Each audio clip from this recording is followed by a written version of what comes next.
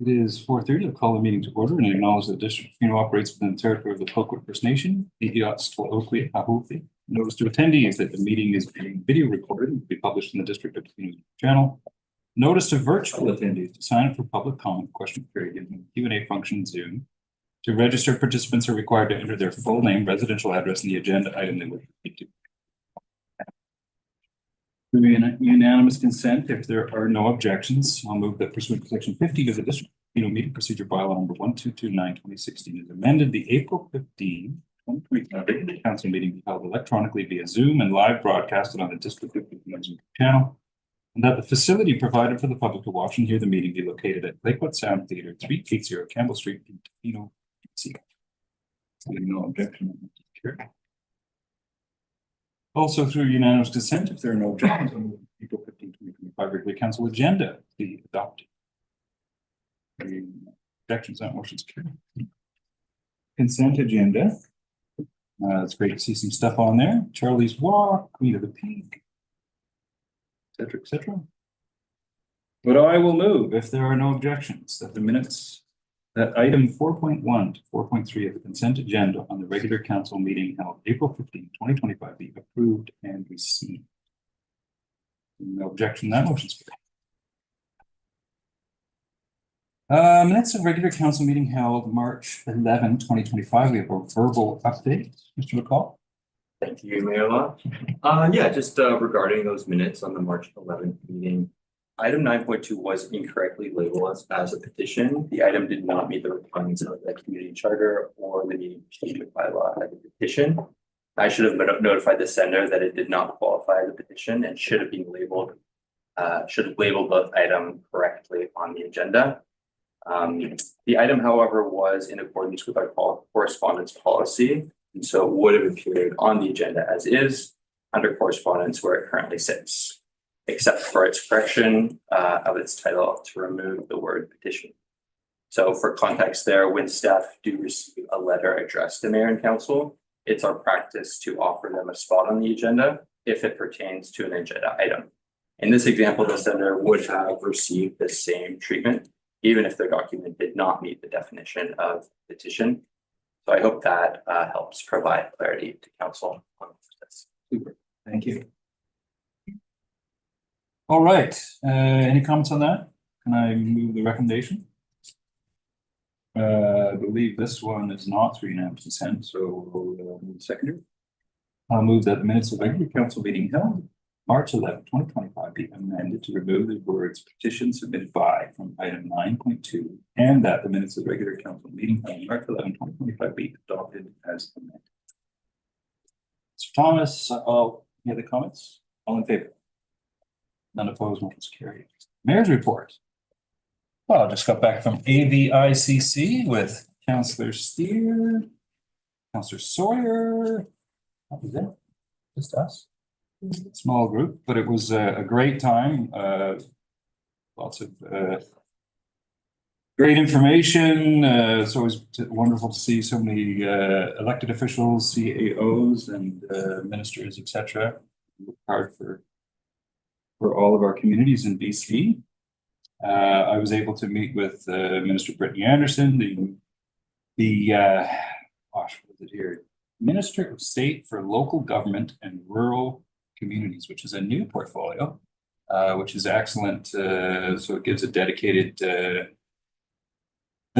portfolio for rural communities and local government, and that was great. And I was able to pitch the province continuing focus on infrastructure funding for municipalities, even though we are under tariffs, other external pressures. And it was wonderful to hear that the government is committed to continuing to focus on municipal infrastructure funding. And I was also able to meet MLA Steve Morset, who is the Parliamentary Secretary for Rural Development. So see that happening at the provincial level. Lots of other stuff happened, but that's it for me. Moving on. Public comment on agenda items. Ms. Pelchat. Thank you, Mayor Law. I will now make an open call for comments. For those in the gallery who wish to speak, please raise your hand. If there is anyone attending online via Zoom that would like to make a comment, you can do so now using the Q&A function. Before making a comment, you will need to state your name, your address, and the agenda item you are speaking to. I will now do a call calling once, calling twice, calling 3 times. No one signed up for comments, Mayor Law. Okay, thank you very much. Stop that. No delegations. Moving on to 9 correspondence. We have 9.1 Federation of Canadian Municipalities regarding mayor's call to end tariffs and an early bird special. No real need for discussion on that. Moving on. Tofino Long Beach Chamber of Commerce regarding Business Excellence Award sponsorship request letter. We do have a draft motion here, but I'm going to open up to council for comments. No comments. Okay, this I do have a draft motion, and of course the request is for councillors X to be authorized to attend the 2025 Business Excellence Awards, attend and be reimbursed for costs, and that $600 be provided to the Tofino Long Beach Chamber of Commerce to sponsor the event. And for that fundraising to come out of council initiatives advocacy. Comments from council, input. Mr. Sawyer. Just looking for clarity on that motion. So would there be a $600 donation as well as reimbursed ticket costs for councillors to attend? That's a good question. I think Satiana has. Here, no, the $600 comes with 4 tickets essentially. So up to 4. And just as a follow-up, so that would basically be the price of 4 tickets as well as an extra $200 on top in the form of our sponsorship. Through the chair, we are not members of the chamber, so it's $150 Oh, ticket. Good. All right. Any other comments from council? Seeing none. Councillor Anderson. Do we have to fill out the X part? Yes, actually, that's good part. Good point. X. So we have 4 spots. Who would like to go? I am going to be up north at BC Wildlife Federation AGM. So I will not be able to get. What's the date on that? Sorry. April 25th. Coming up. Yeah, I can attend. I'll be here for that.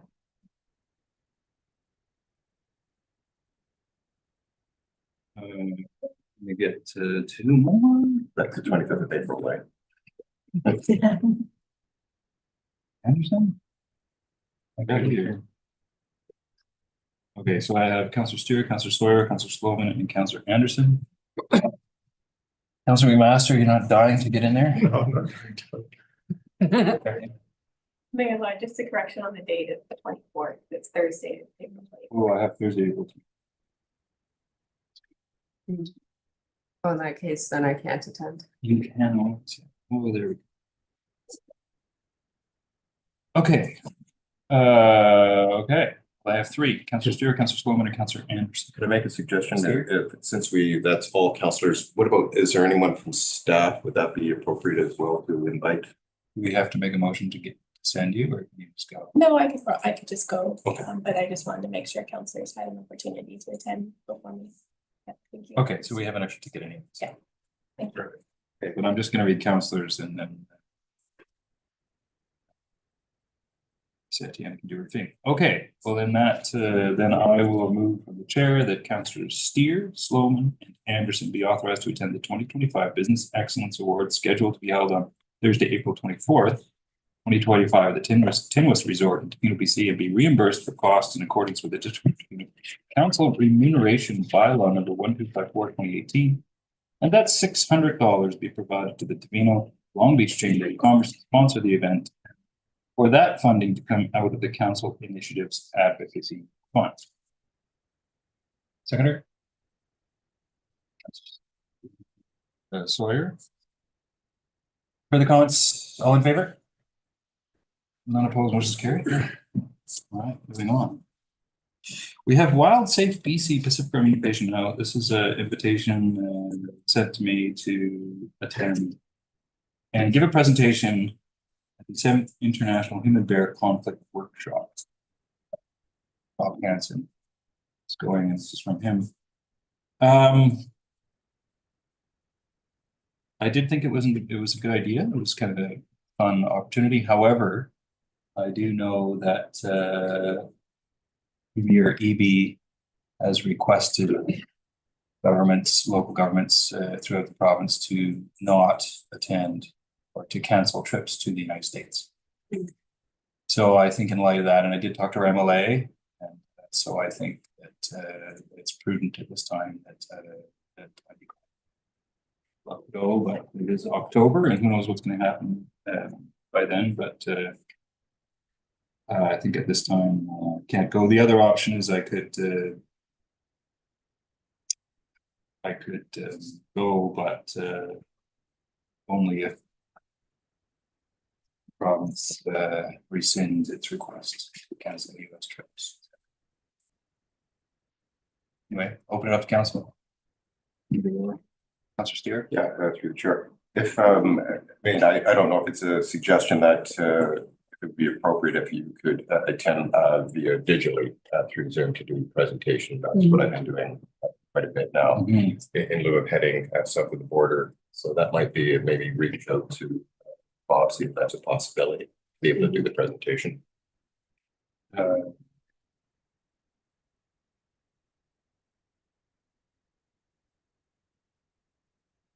But well, what we'll do then is we'll just defer this draft motion anyway. So and I don't think there was a deadline. What's that? And there's a deadline in there.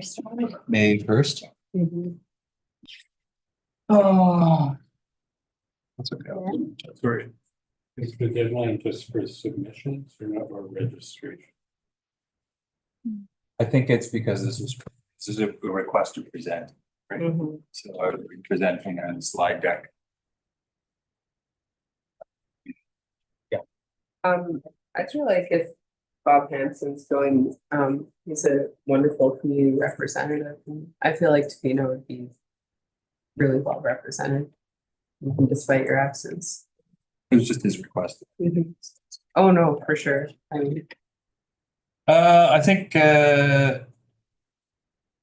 I'll talk to Bob about virtually doing it, and then there's very little anyway. It's virtual, so we'll just do that and strike this off.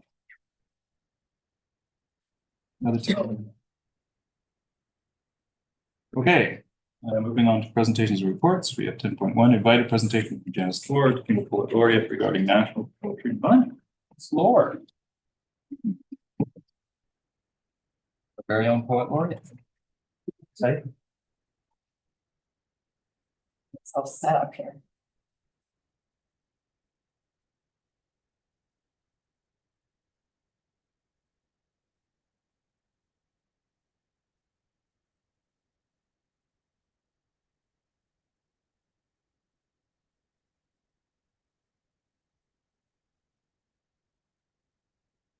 Possible for me to just swing this around a bit so I can, yeah, I'm gonna have to see that.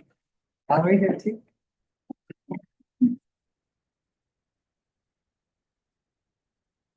Mayor and council, staff, guests. Wake, the silver dusk returning, up the beach of darkness brims, and the ship of sunrise burning strands upon the eastern rims. Wake, the vaulted shadow shatters, trampled to the floor it span, and the tent of night in tatters straws the sky pavilion bland. Up, lad, up, 'tis late for lying, hear the drums of morning play. Hark the empty highways crying, fool beyond the hills away. Towns and countries woo together, Orland's beacon, belfries call. Never lad that trod on leather lived to feast his heart with all. Up, lad, Thews that lie and cumber sunlit pallets never thrive. Morns a bed and daylight slumber were not meant for man alive.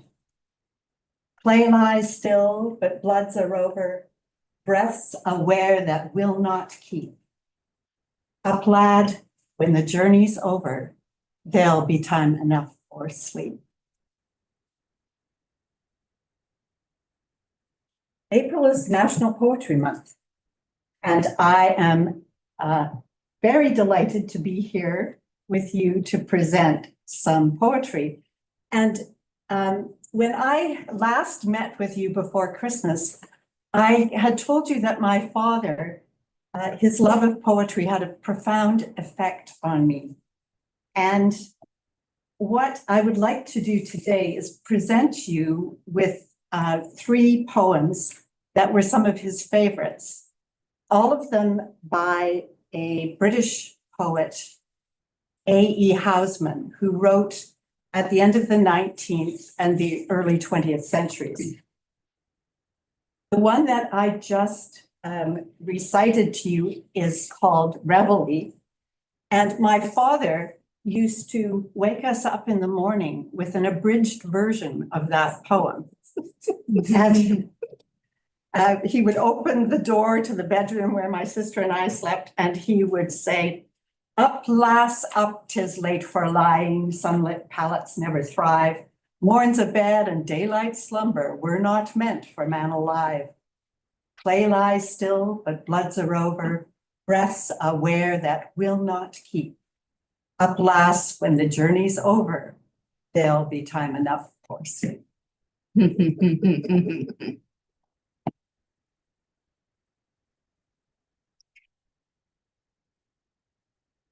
My father viewed poetry as entertainment, but he also thought it was instructive and insightful, and would pull out some lines of some poems at opportune moments. And one of them was when dealing with adolescent heartbreak in his children. And this is one of the poems that he would recite. "When I was 21, I heard a wise man say, 'Give crowns and pounds and guineas, but not your heart away. Give pearls away and rubies, but keep your fancy free.'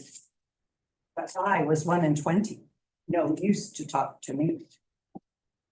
When I was 21, I heard him say again, 'The heart out of the bosom is never given in vain. It's paid in size of plenty and sold for endless rue. And I am 22, and oh, 'tis true, 'tis true.'"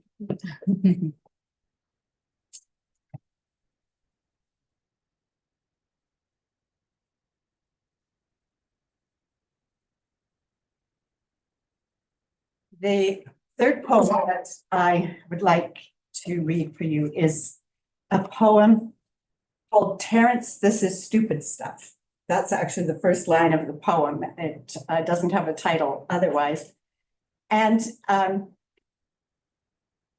when I was at university, I ran across this quote by the Roman playwright Terence, who said, "Here is someone who, with a great deal of effort, is going to say something very silly."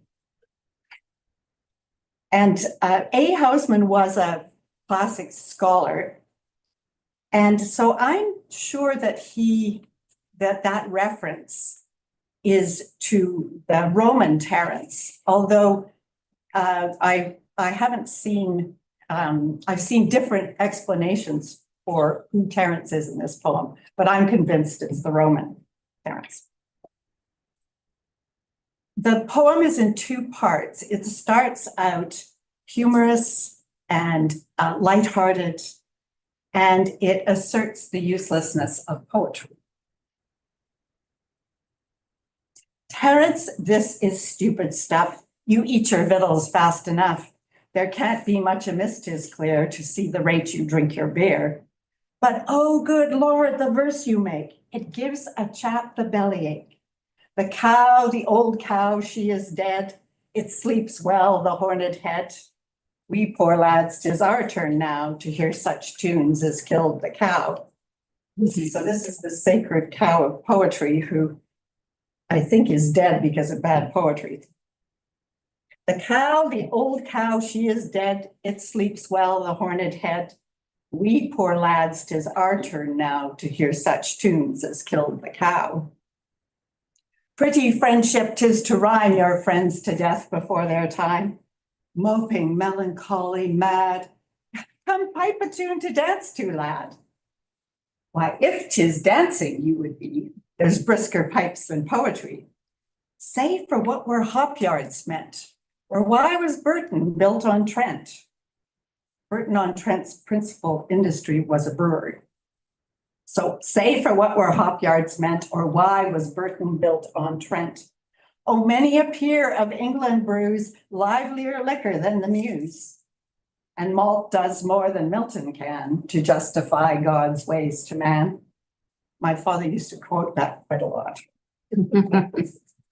Malt does more than Milton can to justify God's ways to man. Ale, man, ale's the stuff to drink for fellows whom it hurts to think. Look into the pewter pot to see the world as the world's not. And faith, 'tis pleasant till 'tis past. The mischief is that 'twill not last. Oh, I have been to Ludlow Fair and left my necktie God knows where. That was another one of my father's favorite quotes. I have been to Ludlow Fair and left my necktie God knows where, and carried halfway home or near pints and quarts of Ludlow beer. Then the world seemed not so bad, and I myself a Stirling lad. And down in lovely Muckhive Lane, happy till I woke again. Then I saw the morning sky. Hi ho, the tale was all a lie. The world, it was the old world yet. I was I, my things were wet. And nothing now remained to do but begin the game anew. So Hausman is saying poetry is melancholy and unimportant. And if you want to be cheered up and not have to think about things, try drinking instead of reading poetry. However, he also says that the pleasure is transitory. The mischief is that 'twill not last. And it doesn't get you anywhere in the end. And nothing now remained to do but begin the game anew. This is the hinge of the poem, where it now turns in another direction. And Hausman now begins to argue that Milton does, in fact, do more than the pursuit of distraction and pleasure can. To provide succor as we grapple with the difficulties we encounter in the world. Therefore, since the world has still much good, but much less good than ill, and while the sun and moon endure, luck's a chance, but trouble's sure, I'd face it as a wise man would, and train for ill and not for good. 'Tis true the stuff I bring for sale is not so brisk a brew as ale. Out of a stem that scored the hand, I wrung it in a weary land. So poetry is the product of pain, injury, effort. 'Tis true the stuff I bring for sale is not so brisk a brew as ale. Out of a stem that scored the hand, I wrung it in a weary land. But take it, if the smack is sour, the better for the embittered hour. It should do good to heart and head when your soul is in my soul's stead. And I will friend you, if I may, in the dark and cloudy day. And now Hausman gives us a parable. There was a king reigned in the east. There, when kings will sit to feast, they get their fill before they think with poisoned meat and poisoned drink. He gathered all that springs to birth from the many venomed earth. First a little, thence to more, he sampled all her killing store. And easy smiling, seasoned sound saved the king when healths went round. They put arsenic in his meat and stared aghast to watch him eat. They poured strychnine in his cup and shook to see him drink it up. They shook, they stared, as white's their shirt. Them it was their poison hurt. I tell the tale that I heard told. Mithridates, he died old.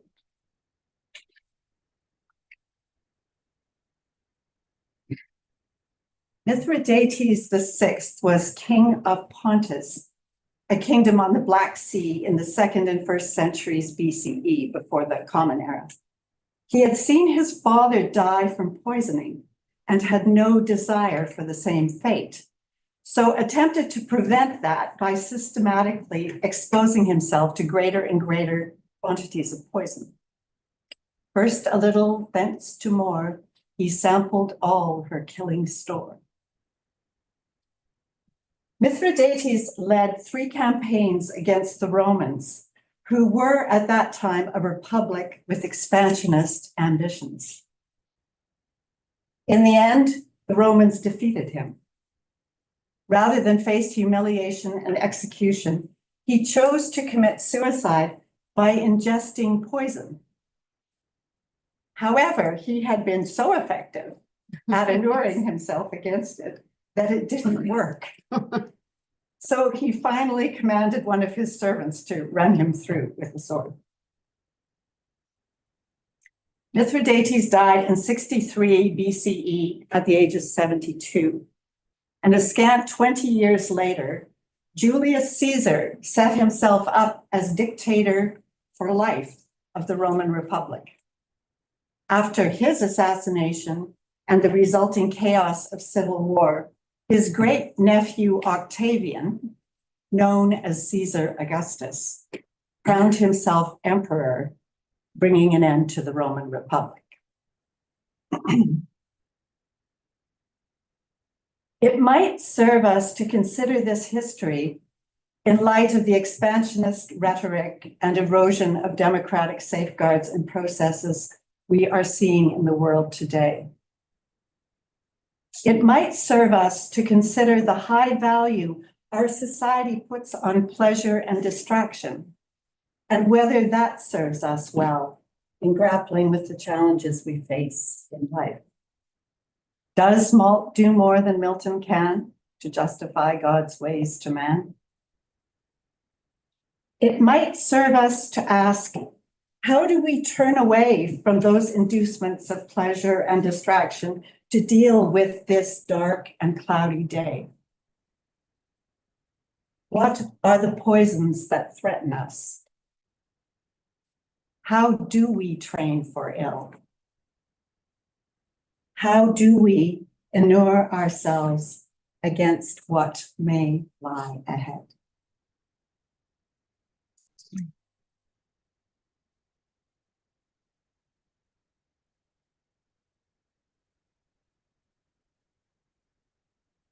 Yes. Great. Thank you. Thank you. Theodore Roski. Is that, when I was 1 in 20? Is that Theodore Roski? No, that was A. House. Oh, that was A. Houseman. Yeah. Oh, all right. Comments from council. Thank you, Janice. Once again, lots to ponder and think on at the end of the day. I did have, my father would greet in the mornings as well. Slightly different poem. It was something like, get your butt out of bed, there's work to be done. So similar sentiments, a very different delivery. Thank you very much. It's like a near rhyme. Yeah, near. Right. Well, thank you. It was wonderful.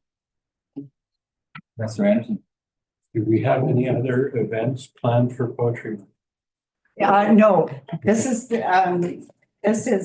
I did a reading for the seniors group And if you go to the bookstore or the library or a couple of other places around town, I solicited bookmarks, solicited poems, and we turned them into bookmarks. And they're being given away at various places in town. So, you know.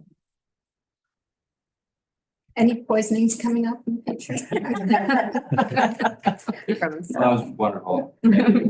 Thank you. Super. Okay. Back to 10.3. Tofino Recreation Parks Master Plan update.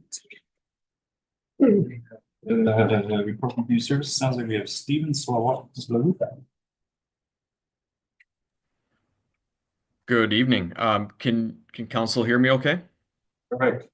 Okay, great. I'm just going to share my screen here.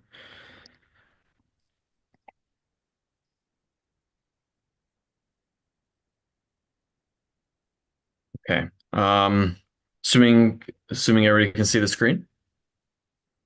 Yep, we can see this. We can see. Okay, wonderful. Okay, great. Yeah, so Steve Sluda with RC Strategies. Good to see everybody again. And I mean, tough act to follow there, quite literally. So hopefully this doesn't put everybody to sleep after the great poetry there, but I'll do my best.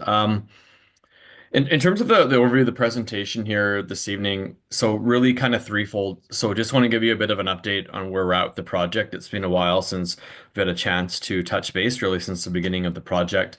We want to share some key findings from the research and engagement that we've spent really the bulk of the last 6 or 8 months undertaking. And then we have a handful of what we're calling big ideas or sort of key recommendations would be the other way to think of them that we just want to share and get any initial comments on. And then I'll also end off just on some next steps and where we're going moving forward to work towards the final master plan. So where are we at with the project? So just a refresher on the project objectives, because I do know it has been a while and always, I think, good to kind of loop back on what we're trying to accomplish. So first order of business, where we spent really the bulk of our time to date, is just assessing the current state of recreation and parks in Tofino. So sort of the strengths, gaps, opportunities, that sort of thing.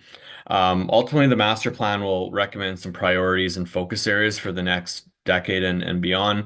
It'll provide you as decision makers and staff with a point of reference to guide why we're investing in parks and recreation.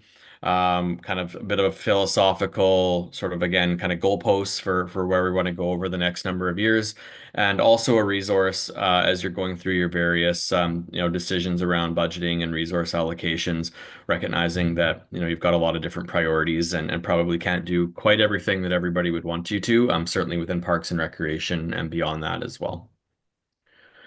So where are we at in the process and kind of what are our next steps? So we've finished doing our initial round of engagement and undertaking a whole bunch of different research, which I'll share some tidbits and highlights here this evening. What we're really transitioning to now is actually developing that draft master plan and setting strategic direction and targeting May to have a draft of the master plan, and then targeting before the summer for a community review to share sort of some key potential recommendations with the community, get their feedback and so on, and use that information to finalize the master plan. So as I mentioned, just want to share a very high level overview of some of the, I guess, more pertinent or key things we've learned through the research and engagement so far. In terms of how we went about collecting the various insights into parks and recreation in the community, there's kind of 2 buckets. So we have sort of the research, the non-engagement work that we did, and kind of you can see the graphic there that provides an overview of some of the different techniques or methods that we use to undertake the research. So we looked at population and demographics, we looked at previous planning, we looked at some of your current practices for delivering recreation programming in parks, looked at facility utilization. So what does that tell us around capacity for facilities? We looked at current infrastructure. We did some benchmarking with other communities of a similar size. Obviously, there's never really apples versus apples comparison, but we can find some that are at least of a similar population and geographic context. And then trends and best practices, looking at activities and infrastructure and so forth as well. So really wanted to gather an overview of what are some of the spatial characteristics, particularly of your parks and trails, what do demographics tell us for trends and all those sorts of things. That other bucket of investigation that we did is the community engagement, which is obviously really quite key. So we had a resident survey and garnered 234 responses to that. We had some sounding boards that were around the community, so people could just kind of put sticky notes on those. Had 145 comments. We had an online engagement platform through Talk Tofino and had a lot of different visits to that page, youth survey.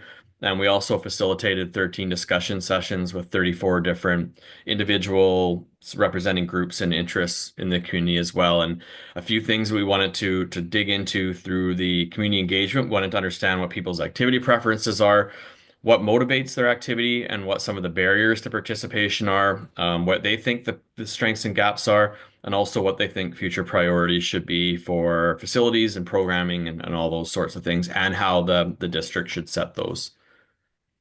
So all the kind of the detailed findings are packaged up or encapsulated in this research and engagement summary report, which I believe was part of your council package. So really detailed report, a lot of information in there. And tonight I'll just kind of present a handful of key findings, things that really jumped out for us from the work.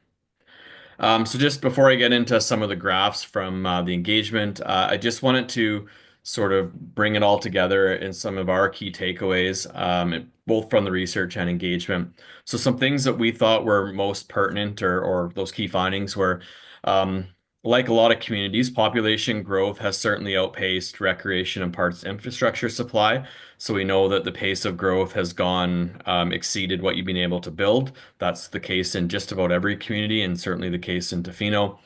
And we took a deeper dive into some of the population demographics indicators and overlaid that with some of the spatial attributes of your parks and recreation system. That would certainly suggest that there are a fairly high proportion of residents that are facing some level of barrier to participation, whether that's financial and/or access. Certainly the kind of the linear nature of Tofino makes that kind of challenging, I think, for some residents to access certain types of opportunities. Obviously, you have aging facilities, again, like most communities, and certainly we validated that there's a lot of demand for new or better types of opportunities, but there's also the need to sustain what you already have, and there's a cost of doing that as well. And that's really going to be a challenge for the master plan to figure out where that balance lies. A few other key findings.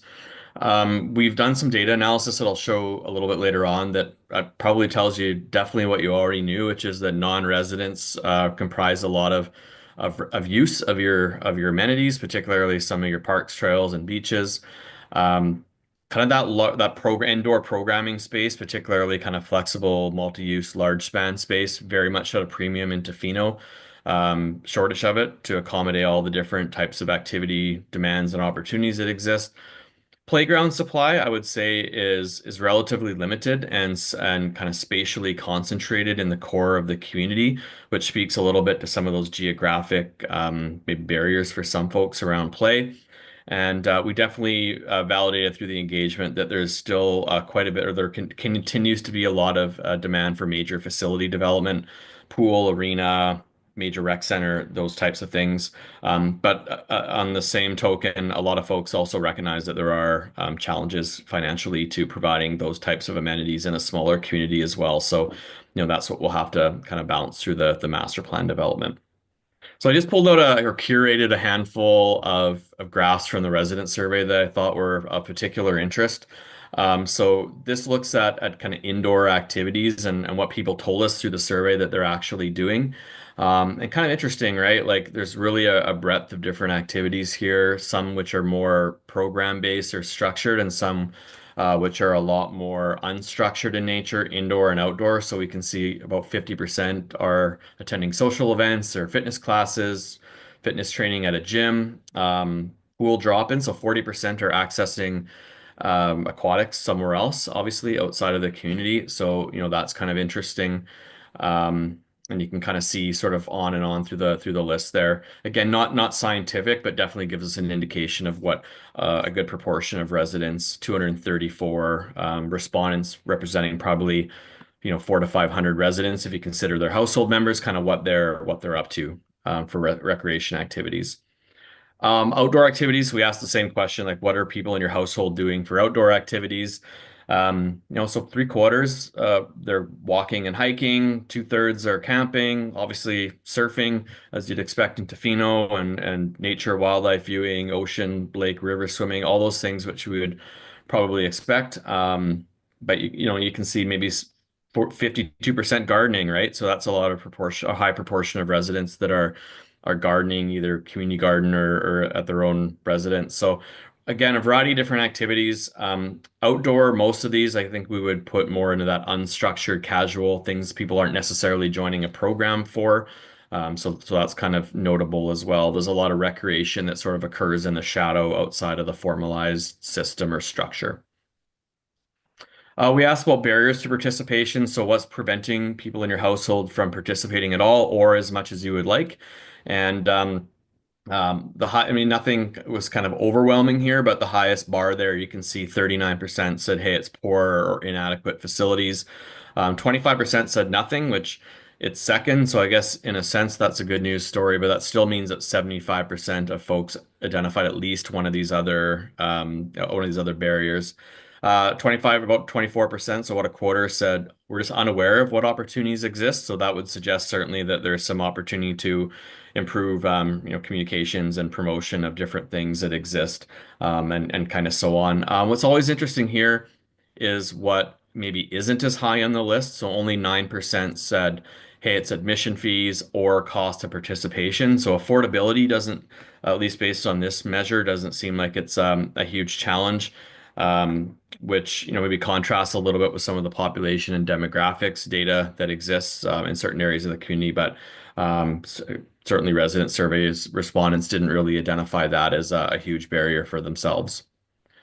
We asked about levels of satisfaction here. I think I won't kind of go through every bar here, but essentially, I think this is a pretty good news story that if we look at the orange and the green there, most folks are fairly satisfied with most elements of different parks and recreation characteristics or attributes.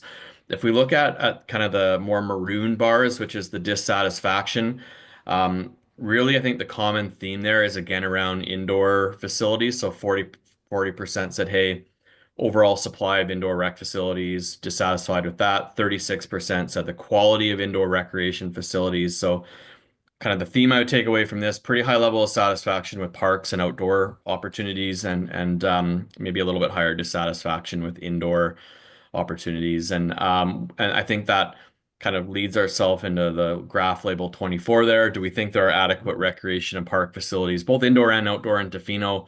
About 3/4, 71% said, hey, no, there is not. So again, fair amount of demand for more, better facilities. So what we did then is we gave respondents, we gave folks kind of a laundry list of different types of facility and amenity types and asked them they could pick up to 5 indoor and 5 outdoor that they thought should be a priority for capital investment, essentially. And the ones on the screen here, this slide for indoor are those that were identified by more than 20% of respondents, so more than a fifth of respondents. And you can obviously see at the top of the list there that aquatics, swimming, indoor pool, quite high in terms of demand, arts and culture, fitness, and then, kind of sort of trails off a little bit from there, but a variety of different activities, or amenity types, but certainly aquatics is quite high on the list there. When we look at outdoor, again, those that were identified by more than 20% of respondents, kind of interesting. Again, community gardens shows up quite high. So if we reflect back a few slides ago, about 50% of folks are participating in gardening. And actually community gardens had the highest level of we'd like to see more kind of public investment in community gardens. So that's kind of notable. Definitely a lot of trail, kind of some trails in the top view here. bike parks, dog off leash areas, sport fields, kind of the outdoor event, amphitheater, band shelter type of space. 26% identified that as well. So then just to kind of conclude here on the resident survey, we asked a handful of questions kind of unrelated to capital planning. We asked about kind of communications. How well informed do you feel about recreation and parks? I think this is a fairly good news story. Again, most people feel fairly well informed, but again, that kind of 21% feel that they're inadequately informed. So there is a little bit of room for improvement. We asked, how do you actually like to hear? What are your preferences for parks and recreation? And you can see the graph on the right there. Really, I would say kind of a mix of old school and new school. So we have social media at the top, the district's website. 50% said, hey, I just like to see the old school kind of poster and facility type way of learning about things. 38% said, hey, digital newsletter. About a third said word of mouth, and so on and so forth. So really a mix of different ways that people like to hear about opportunities to participate in parks and recreation opportunities or activities. So that's a few findings from the resident survey. Just have a couple more slides on the engagement here. So youth survey, we fielded a survey with youth and had really good response. And we fielded this across Tofino and Ucluelet, recognizing that students are going to school in both places. So we asked, hey, what do you do after school? Graph on the left there. About half go home, about a quarter go to sports or fitness at their school. We asked them also about barriers to participation, and this is kind of interesting. The top one there is 31%, so a little less than a third, just not interested in what's available. So they don't find kind of appeal in the different activity opportunities available to them. About a quarter said, "Hey, I'm just too busy," so maybe over subscribed with different types of opportunities, and 14% transportation limitations. So yeah, and you can kind of see down the list there. We asked youth the same question around, hey, what priorities do you think should be a focus area for future facility development? So on this slide here, we see the indoor facilities. Again, you can see pool is quite high, ice arena, fitness, parkour room, gymnasium type spaces. So somewhat aligned with what the resident survey respondents told us. But definitely a few differences, like parkour is a little bit higher here than it would be for the overall resident survey, but pool, arena, gyms, climbing wall, kind of similar level of responses. Asked about outdoor facilities, so about a third said, hey, playgrounds should be a priority. Love to see more playgrounds or better playgrounds. Sand volleyball courts, boat launches, and campgrounds, trails. About a quarter said, hey, love to see more of those types of spaces in the community as well. So that's some highlights from the engagement. I just wanted to share some of the other research that I thought was particularly interesting that we did. And again, there's more in that detailed research and engagement report. But one element of research that we used is something called visitation sampling. So we purchased some mobility data, or also called movement data. So essentially, it's mobility devices, so cell phones and Apple Watches and things like that. And they have a formula where they can kind of scale this to the population, recognizing that not every person carries that device with them. And these numbers that you see represent individuals 18 and older, just for privacy reasons. So it's not perfect, but it gives us a pretty good sense of kind of visitation proportionally to different types of spaces. So if we look at the entire park system. So this is 2000. All these numbers are from 2023, the entire year. So this data would indicated that there were 428,000 and some overall visits to the park system in Tofino within the municipal boundaries by individuals 18 and older. And 84% of those were non-local. We can get some metrics from this on duration. So average visit was 22 minutes. Kind of depending on the different 22 minutes for public park spaces, 38 minutes for beaches, 21 minutes at the Village Green specifically, and then 22 minutes at Centennial Park. So kind of interesting to see that people are spending different amounts of time in different places. And again, a lot of kind of non-local visitation. So we have more information on this in the report. But I just thought it was kind of interesting. Overall average duration 38 minutes because there's some other types of parks that aren't included in the graphic here as well. But anyway, just thought that might be kind of interesting to share. Certainly one source of data that we can look at to get some characteristics for park visitation. Our team also undertook some visits to different types of sites in the community just to get a sense of the infrastructure condition and characteristics. So the architects from Stantec, they visited the community hall and they had a few kind of general observations. Certainly some opportunities to improve overall accessibility to the site, as well as building configuration and connectivity. So they suggested that, hey, in a perfect world, be great to connect the multi-purpose rooms to the washroom and kitchen and have more flow and kind of efficiency through the building, but might not be feasible due to the location of the generator. And they also identified that adding storage capacity to the building would certainly enable some kind of functional improvements that would benefit kind of programming and overall functionality of the building. I actually, on behalf of our team, did the outdoor visits and just share a few observations from that. Tonquin Trail, and I'm probably not telling all of you things that you don't already know, but there's certainly some kind of aging infrastructure along the trail and some condition challenges with some washed out and exposed sections and things like that. Some end of life infrastructure. And what's kind of notable about that trail as well, it's a great trail, but it's an out and back experience. There isn't really kind of a loop. And we'll talk about that kind of in a sec here. Some other observations from the park system.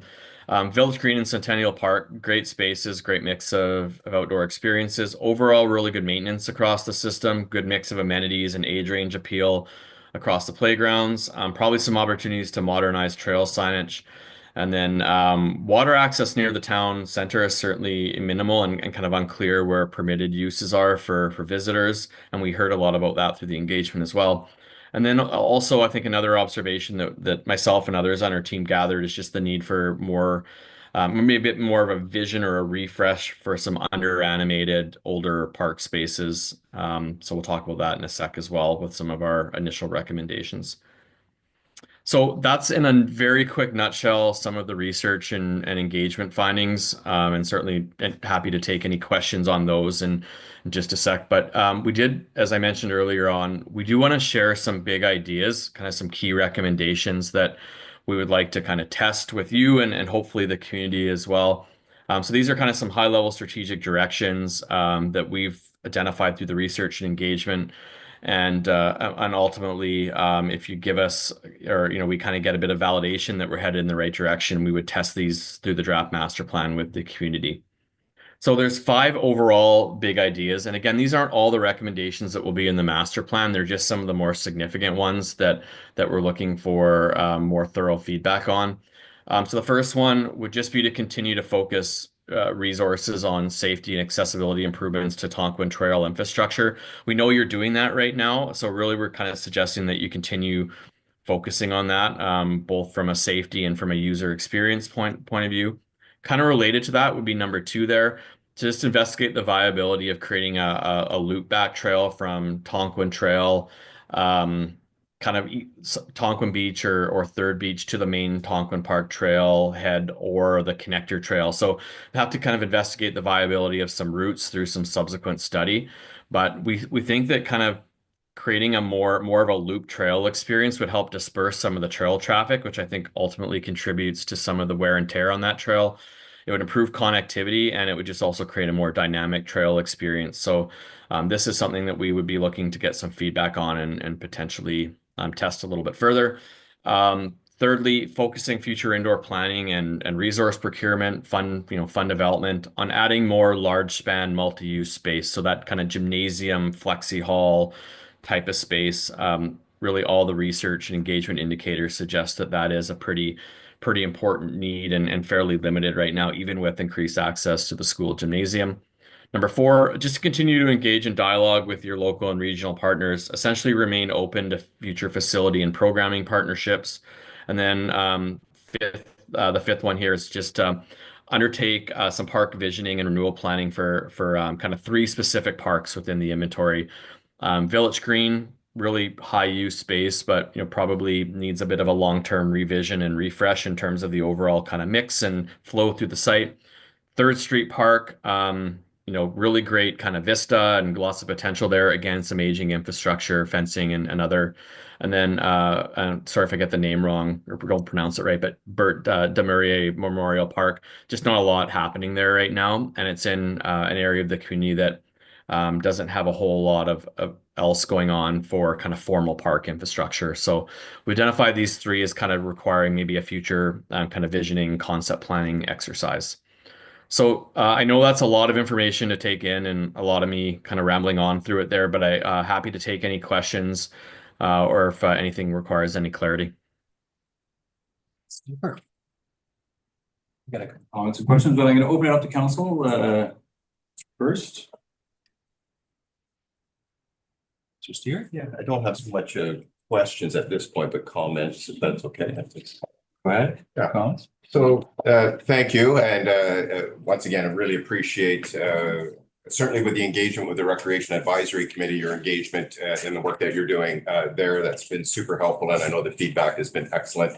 And then I really wanted to comment, thank you for the summary of key findings at the very beginning of your report. It is a long report, but that was a great way to get us engaged and get us reading further, actually. So thank you for that. And then I won't go into all the details that I had, and I think there's a broader discussion to be had, but there's some of the key points in that summarization that I think are accurate. And I'll reflect on maybe just 1 or 2, but it's certainly the research and engagement summary report. It really confirms our community places a high value on recreational opportunities. And this council and previous councils has recognized this through our strategic plans and our focus on creating opportunities and directing resources to infrastructure and programming. And I'm looking forward to the final report to focus our energies on the areas so that we can be more prescriptive and focused in those areas. And you presented five big ideas that may be a starting place for those conversations. And I think there's a couple more that could be added in there that might be at a later time. There was a couple of things that I did want to in this report here. And one of the areas, in the surveys in terms of access and affordability, and it was a low percentage in terms of participation in those events. And the only comment I might have there is that maybe we're not actually reaching out that demographic that may have been able to give you further confirmation that that is an issue. We have some programming, as I'm sure you're aware of, our Kids Access Fund that allows for some forms of subsidies to be able to participate in those events. So there may be some challenges in identifying those demographics that still may have those issues moving forward. And that was just one of the key things that I think I picked up on that last part of the presentation. There's a few more, but I think I'll leave it there and let council have another crack at you here. Councillors have a comment before I make a comment?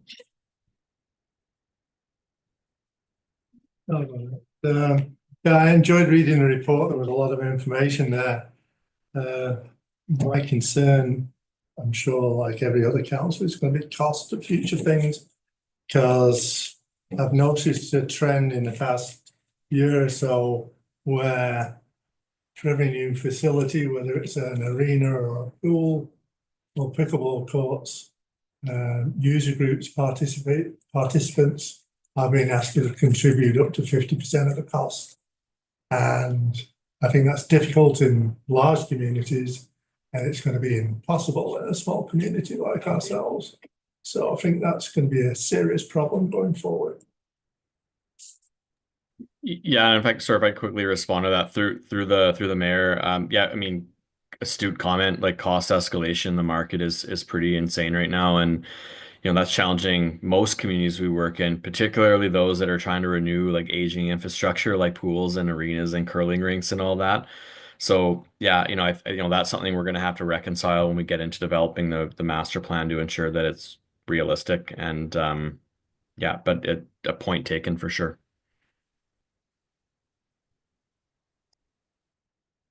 Thank you. Agree with Councillor McMaster's comments there. I just thought it was really interesting, and I had appreciated seeing the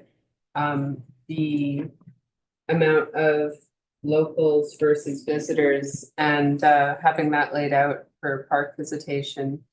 I thought that was a really interesting insight and maybe something that we could use when we're looking at where to pull funding for those things. Mr. Anderson. I had a question around some of the information on challenges with transportation. And we've fairly recently had some improvements in our transit system, and I'm just wondering if those the information gathered was impacted by the improvements recently, or if that was sort of done before the improvements. Yeah, through the mayor. So good question. So our analysis in the report looks more at active transportation. So we did some walking catchment analysis. So, you know, what proportion of residents can access a playground within a 15-minute walk, the community hall within a 15-minute walk, a park within a 15-minute walk, that sort of thing. Which actually shows that it's a relatively low proportion of households, like under 50% can walk to those places that I just mentioned within a 15-minute walk. So that's kind of why we highlighted that certainly like the active transportation access in Tofino is probably less than we would see in a lot of other similar sized communities, just because of the linear nature of the community. But we didn't get into an analysis of like transit access or drivability. We just look more at active transportation. Maybe I'm just gonna, give you another comment? Oh, the other question I had was, there might be some undeveloped park spaces, or dedications around the district. Will the master plan look at the future of those spaces? Yeah, through the mayor, yes. So we'll be recommending sort of some general recommendations around like the types of amenities that should go in those types of spaces, like what would be some of the gaps that could be addressed, and we'll have to work with administration to see if we want to specifically identify what those kind of place those in sites, or just identify those as kind of amenity priorities to be looked at when those sites are developed. Thank you. I have two comments. One I always have to throw in here is about when we're looking at demographics and aging demographic, etc. I always have to throw in the elements of survivorship bias, that we're active community builders as opposed to passive, and just to touch on how the transportation we've done lots of work with transportation, with the BC Transit, and how that has enabled then more teens to access things that they couldn't before, and that removes barrier that would traditionally maybe have motivated some of those families to move. So that's my preamble. I always have to say that. But one of the things I noted on here is pool and swimming. And I know an indoor pool or an outdoor pool is on our strategic plan to do a feasibility study on that. And I just wanted to point out one thing in your report, and maybe you can comment on it, is that the report on page 60 talks about indoor pools, and it notes that Revelstoke, Whistler, and Gibson's have indoor pools, but Pemberton, Bowen Island, Golden, Soyuz don't, and so the average comes out at 0. But I just wanted to point out that Pemberton is only 20 or so, 24 minutes away from Whistler, which has an aquatic facility. And so those people in Pemberton actually have access to an aquatic facility and swimming, as do all the other communities. Bowen Island has an outdoor pool that's now covered, and they also send their teens to West Van. It takes about 45 minutes to get to high school, and that's right around the corner from a large West Van aquatic facility. So they have access to swimming. Moving on, Golden also has an outdoor pool and runs municipal swimming lessons, and they recently, a couple of years ago, voted to invest in an outdoor pool, but unfortunately didn't get, or an indoor pool facility, but didn't get government funding, so it's on hold. Soyuz, same thing. They have municipal run swimming lessons and they have access to both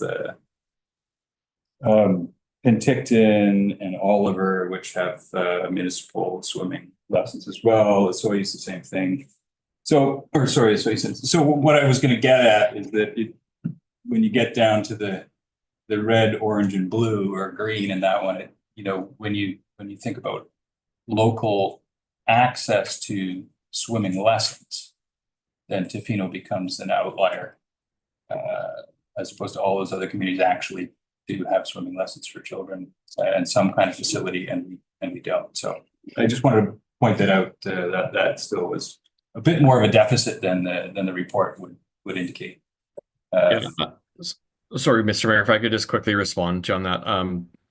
Yeah, like benchmarking's an imperfect exercise, and frankly something we try to, I don't know if devalue is the right phraseology, but because there is no, and you point out a number of reasons why there's no apples versus apples comparators. Like every community has a different geographic context, as well as additionally kind of a historical context, right? Like there's communities that built pools in the 80s and 90s when the cost was a fraction of what it is now, and they don't have to try to build that, or maybe they have to replace it. But if they don't, they're in a really good position because they built their pool for $2 million and now the replacement cost is $40 or $50 million or whatever the case may be. So there's always like caveats and context that goes around benchmarking, but it is something that we put in the report as one point of reference amongst many. Sure, and I just wanted to point that out because school was top of the list for people, and maybe it wasn't quite the access to swimming lessons in Tofino is significantly lacking compared to other towns. Maybe it didn't show up quite much. Yeah, sorry if I could just quickly add to that, Mr. Mayor. I'd say like the way I would phrase the aquatics discussion is like there's no denying the benefits of aquatics. Like I don't think anybody would argue that a pool in any community would be beneficial. Like it's something that all ages and abilities can use. There's the water education aspect, which we all value. We want our kids to be able to learn how to swim, on and the fitness, like on and on and on. It's really just a cost and viability question with smaller communities, and that's ultimately, I think, where the catch is here, where the decision point is, as you all know. Thanks. That was my one comment on the pool swimming. I just had a question regarding ways to remove some of the barriers, and we received quite a bit of letters regarding lighting up some of our existing facilities. Is that something that would be looked at through the master plan? Through the mayor, sorry, you cut out there. Just letters. So we received quite a few letters regarding lighting up some of our existing facilities, like the pickleball court, and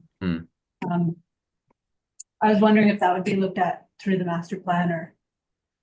Yeah, through the mayor, yes. So staff, Cindy has passed on a number, or at least some kind of themes from some of that, some of the ongoing correspondence or dialogue that comes from the community, and including the lighting of the pickleball court. So that's something that we're aware of, and we'll certainly look at through the draft master plan development. We just we didn't share kind of all the recommendations or directions tonight. We just wanted to share some kind of big ideas, but there's a number of things that we kind of have noted for sure.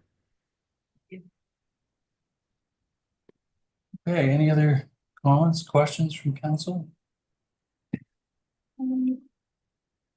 Sorry, are we looking for feedback on the 5 big ideas right now? Is that We could go back to the discuss, yeah. 5 big ideas. Yeah, I can reshare that, you bet. Just want to make sure we're getting there. Sorry, just let me scroll back to that there. Yeah, you can see that okay? Yeah. Okay, let's go around big ideas. I think my big idea that's missing.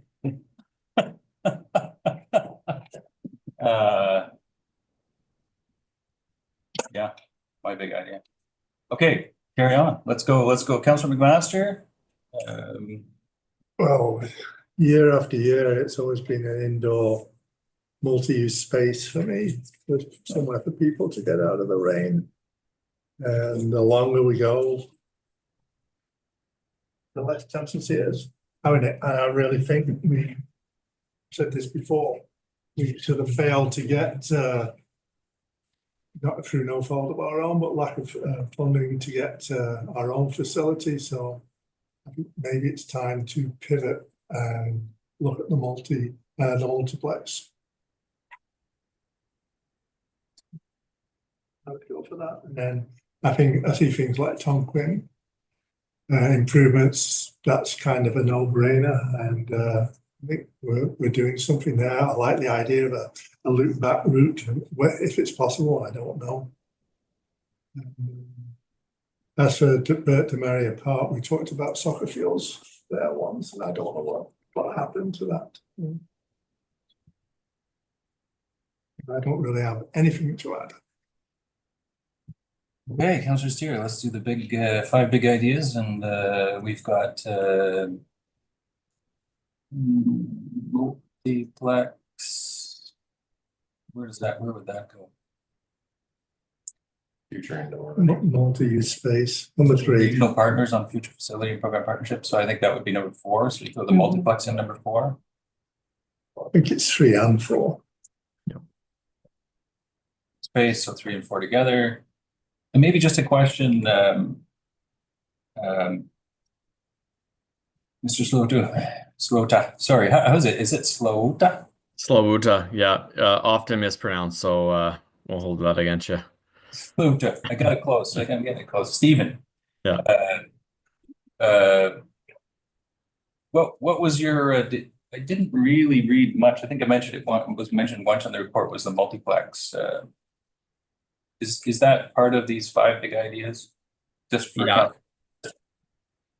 Oh yeah, sorry. Yeah. So number 3 and 4, as the previous councillor mentioned, would sort of encapsulate that. So 3 is kind of talking about the specific space, and 4 would be just remaining open to doing that regionally if possible. Super. Okay. Let's take that on. Yeah, and through the chair, thank you. And I'll just expand on that just quickly. As the multiplex is a regional service that is already created through the ACRD, certainly Tofino's participation in that conversation is an important one as one of the larger municipalities in the region. So certainly that conversation, as Councillor McMaster has pointed out, is one that we've been engaged on and off with over the years. But certainly when we talk about collaboration, there's also in terms of indoor space where we've just signed, as I'm sure you're aware, an MOU with School District 70 in terms of the indoor spaces. They're recognizing the challenges we've had in creating an indoor recreation facility in the district. So certainly continuing those collaborative approaches to access those spaces within the community, recognizing the financial challenges that we would face in terms of an indoor recreation facility. So I think that's an important thing to be working on, and I'm not sure where there is room for visioning around that, but certainly those collaborative conversations, certainly with our First Nation neighbors, would be critically important. In terms of park visioning and renewal planning, we've been having discussions around Bert de Maria for a long time. In fact, we have quite an extensive plan that was created many years ago, and I see Mr. Rogers nodding his head there because it was a full-on engagement process there. But I think there's opportunities, and I'd love to be able to share some of the thought processes around there.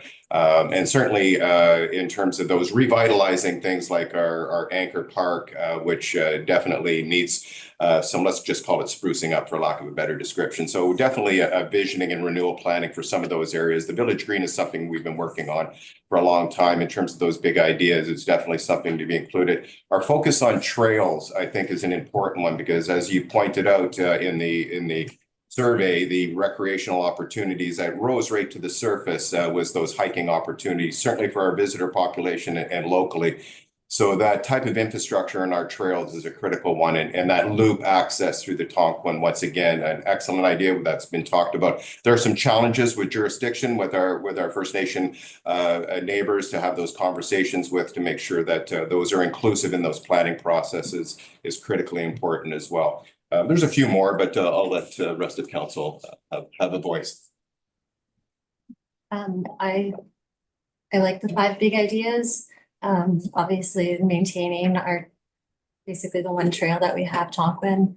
I like the idea of making it so it's a loop back.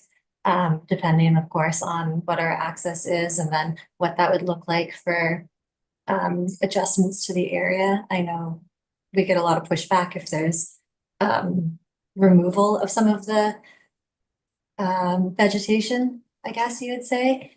The revisioning of the parks is great, and I know it's something that has been talked about for quite some time. I know that we've had our own plans for the indoor spaces. I have hesitations on us specifically naming the multiplex in this venue, and we haven't spoken about it. Like as a council as to what our commitments to that are, or visions for our involvement with that can be. So I would say leave it open for engaging with us without being specific, without going too heavy down necessarily that road, without more direction, more official direction from council. That would be my feedback. Loop that in. I think there's lots of partners that multiplex. Great. Yeah, I like all the 5 big ideas. You've already heard my ongoing persistent passion for swimming in pools. I know it's on the strategic plan, so I'm still dedicated to trying to ensure that children and people can swim in Tofino. I do want to make a point about besides the strat plan has an outdoor pool feasibility study, about costs, because I know this comes up a lot and maybe it hasn't been looked at, but for that, maybe this isn't the time. I don't know. I can say it anyway. You know, like Courtney has an outdoor pool. They run swimming lessons for several months of the year, and their entire operational budget, including maintenance for I actually asked the manager, was $200,000. That's pretty good. You know, for the service of having people having a place to swim, regular swimming lessons. And I know that the cost for outdoor swimming pools, although it may seem strange to think about an outdoor swimming pool, is significantly less than an indoor swimming pool. And I know that all across Western Canada, Alberta, Saskatchewan, Manitoba, and Ontario, they built hundreds of fantastic outdoor swimming pools for a couple $1 million, and that's just last year. I know that's going to be maybe 6 times higher here, but you know, the cost I think really does need to be looked at before it's stricken off a master plan or not considered without an actual really good look at it. Noting that it is a significant deficit to not having swimming lessons for people, you know, kids especially. Anyway, that's it. I like everything else. Village Green, 3rd Street Park, Burton Mary Park. I was surprised to see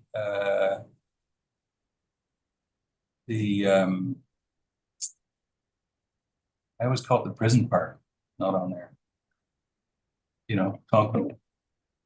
It's the park. What am I thinking of? It's the park. Centennial Park. Not on there. How come Centennial Park wasn't on the list for visioning and renewal? Just a question. Yeah, through the mayor. I'd have to look back at my notes, to be honest. I don't want to give you a kind of an incorrect answer on there. Like it might have been an oversight, so I'll take a look at that, but I can't recall off the top of my head why that one wasn't included. Sure, just a question. That's not. Go ahead. Thank you.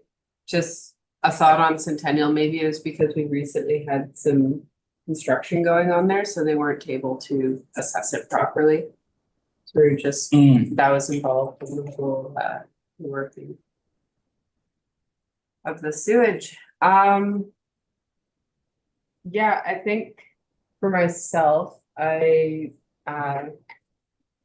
think points 3 and 4 are definitely where my focus is. I'm really passionate about seeing the trail in Tonkin maintained. I'm interested to know what a loop would entail. However, I'm hesitant because we've seen how many trees have to come down, the type of impact we have to make a long lasting trail. And we've seen what the trails look like when we try to really minimize impact and ends up being a trail that just has to be renewed in 5 years or 7 years, or it becomes dangerous or inaccessible for people with mobility issues. So I don't know where I would land on the loop because I'd hesitate to really cut through a large part of the untouched forest. But what I would like to see is focus on promoting the loop aspect of the trail where it does connect through industrial and people are able to walk back to town along the muck, which is a different walking experience, but something that already exists. And I think it would also it would make it really accessible to people to walk there from where they're staying. So they don't necessarily have to park at one trail end. They could walk from where they're staying in town or Vinyl Village. They could get to industrial, they could do the loop, they could come back through town. And that's often what myself and my friends do. And so, and I know a lot of people walk out along Middle Beach as well and then walk up through Middle Beach. So looking at how it's currently used as a loop and how we could maybe improve information about that to people would be great.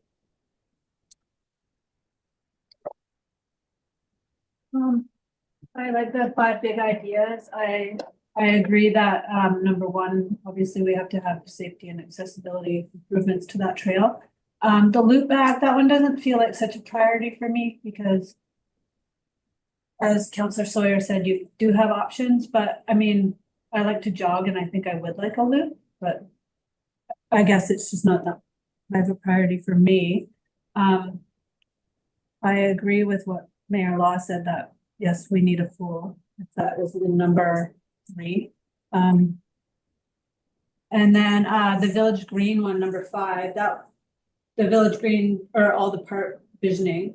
I really liked how I read in there about the gardening, the community gardens. I think that would be really important, especially in the future as we go to more apartment style living.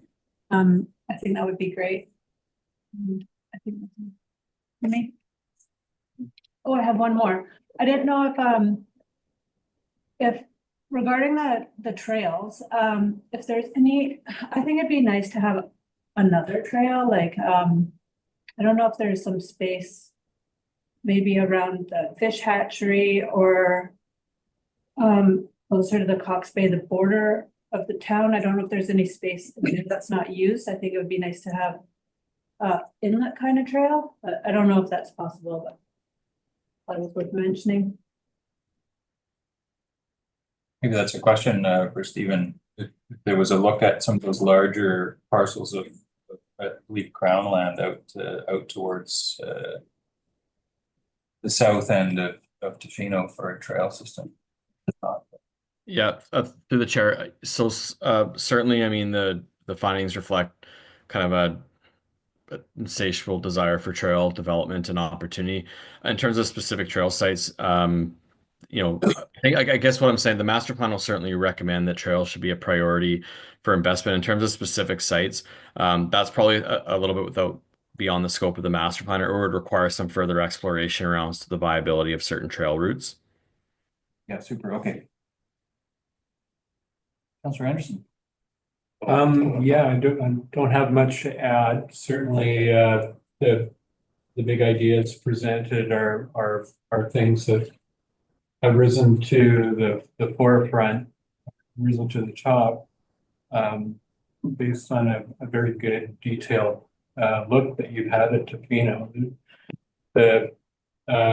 What's presented today, it's a lot of information. It's really interesting to learn some of the shifts in priorities in Tofino.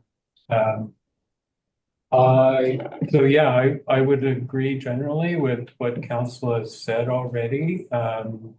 Indoor spaces being, I guess, one of the things that the community is most interested in seeing. I would like to see maybe some small ideas too around arts and culture, and cycling seems to be really kind of not very emphasized, although we have great cycling infrastructure. There may be ways of improving participation in that. Maybe our other plans take care of that enough, I'm not sure. And the community gardens and has kind of been coming forward to council over the years. They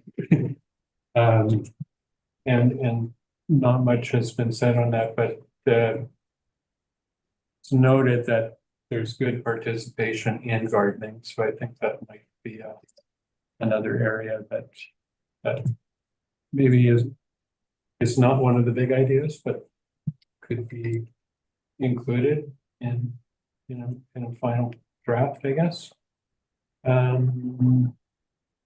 That's about all I have to say. Yeah. Super. Great, thank you. You got enough? Yeah, this is great. And just to quickly address the last comment there. So the master plan will certainly have a number of small ideas. I don't know if we'll necessarily phrase it quite like that, but there'll be a lot more direction provided in the master plan. And when we have that draft together, certainly we'll be back to share that with council. But we just wanted to really touch on a few key things that we thought were really important to focus your time on here this evening. But recognizing that the breadth of the master plan will have more direction for sure. Super. All right. Awesome. Thank you. Okay. Thank you. Any further questions, or I'm sure you got lots on your agenda to carry on with. Well, this is great. No, I don't think so. Anybody else, any final questions? No? Great, thank you. Great. Excellent. Have a good evening. Great.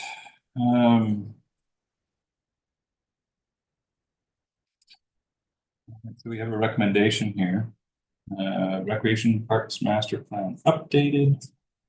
The report titled Tofino Recreation Parks Master. How about I move from the chair that the report titled Tofino Recreation and Parks Master Plan updated April 15, 2025 be received for information and referred to the Recreation Advisory Committee for their consideration. Seconded by Councillor Thomas. I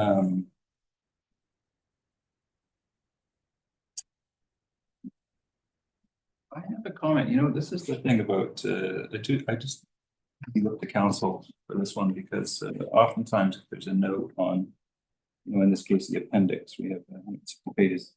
I did find it important that you know, my comments on that access to swimming with other communities wasn't clearly delineated, and I'm not sure if that's something I can address or just make a comment and that's good enough. You know, that's a question for council as we go through, but. Whether you've got a motion that's been seconded. It's a comment. This is where we're allowed to talk about right now. This is the comment for council. Just a comment. Councillor Thomas? Is Stephen not going to share those comments with this? I don't know. I guess so. I'm not sure. This report has been given to the recreation. Anyway, it's just a comment. Maybe that's just a comment. That's all I have to say. This is the time for comments. Council. Maybe it's just me, and if it's only just me, it's not important. That's fine. 7. So. I think it's important that our strategic plan is doing this, and if we feel that isn't, then it should be moved in some way. I was just hoping that our involvement here with the presentation was being taken back in some way and also incorporated into this. I thought that was the idea. Okay, well, we'll leave it at that. Maybe you can follow up. We'll leave it at that. That's fine. Yeah, it's just for comment. Council. I know it's come up a couple times. Thought we should. Time we just thought. Okay. Let's see how see the comments. Any further comments from council on the motion? Nothing. All in favor? None opposed. Motion's carried. Yes, absolutely. Which we can do 5 minutes. Right on time. And moving to 10.3, we have the 2025-2029 financial plan bylaw. Corporate services.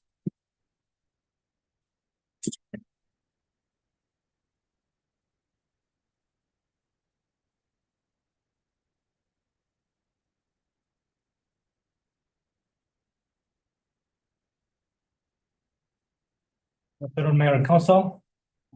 Today, we are going to look at the final presentation for the 2025-2029 financial plan. Throughout the presentation, please let me know of any questions or comments that you might have.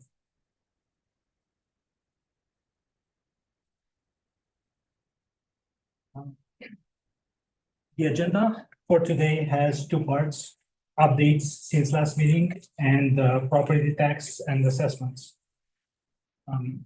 The updates from last financial plan presentation relate to information on balancing the budget, inflationary rates and debt servicing, as well as program and project updates.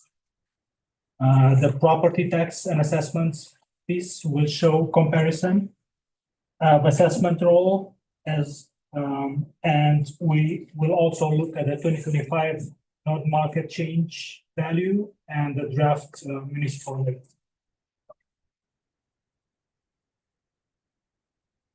In terms of timeline, so far we went through 3 budget meetings as well as 1 public engagement event, all in the last 5 months.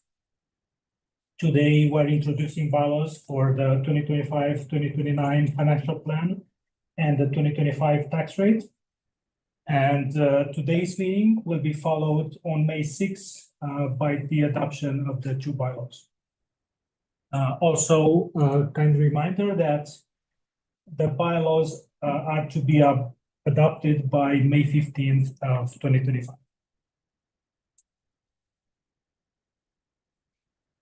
And we will start with updates from last meeting. We'll jump right into the balancing the budget. And on the screen, you can see the starting point from last meeting, which was March 27th, where we were looking at $603,000 to be used out of the reserve to balance the budget. Since that meeting, we went through adjustments of $27,000 in reduction being made to the budget. That was based on final finds typically discovered in the last round of such budget reviews. The second line shows the $6,000 that is coming up as an increase in the value needed from reserve. That is due to the decrease in the value of non-market change between the completed assessment roll and the revised assessment roll. Also on the slide on the right-hand side, you can see the $45,000 that was budgeted for contingency value that was brought forward in our last financial plan meeting. The total presents a reduction in the value needed from reserve to balance the budget, reduced by $21,000 from the March 27 value for a current total of $626,000 and 637.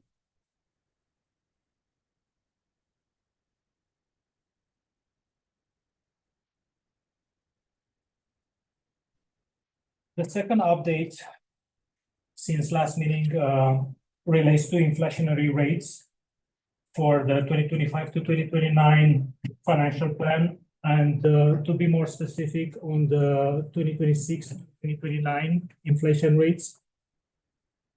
Following the recommendations coming from the task force as presented to council on March 6th, the inflation rates considered for fiscal years 2026 to 2029 was adjusted to 3.5% for 2026 and 2.5% for the following 3 years.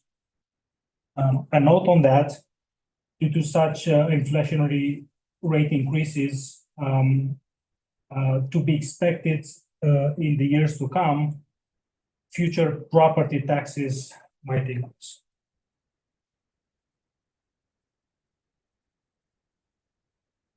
Another update from previous presentation is in relation to the debt servicing wastewater treatment plant. And as we can see, the total values did not change. What was updated was the breakdown, or I should say the contribution between the four funding sources for the debt servicing. 2025 is unchanged.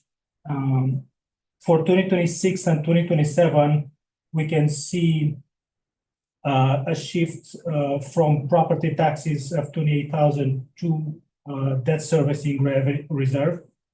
So that $28,000 will be used out of the debt servicing reserve. And for the years 2028 and 2029, we can see a shift from the debt servicing reserve towards the property tax of $74,000.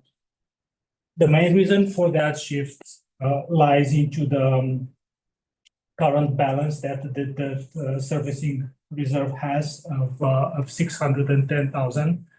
And as we can see on the screen, that will be used entirely for the next 5 years. Councillor Steer. Yeah, through the chair, just a quick question there. When I was looking at that, I was wondering why don't we spread out the debt servicing reserve over the final 4 years there, as it's 161.60, then we drop 58.58. Why isn't it more balanced across that time frame? Thank you for the question through the chair. The reason for that choice is to have a bit more usage from the current reserve to use less out of the taxation value. That was the assessments that was made by staff. Thank you.